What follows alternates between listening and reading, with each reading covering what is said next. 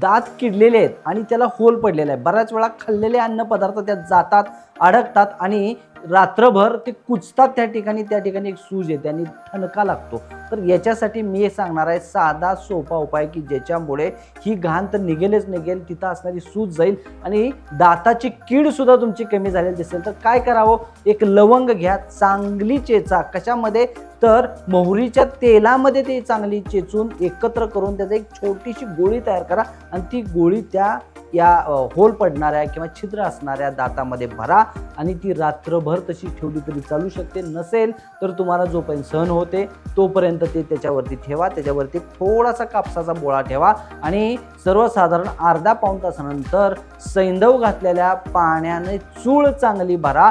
असं तुम्ही जर नियमित 7 दिवस केली तर 8व्या दिवशी तुमची कीड कमी झालेली दिसेल, सूज कमी झालेली दिसेल आणि वेदना सुद्धा तुमच्या बंद होतील.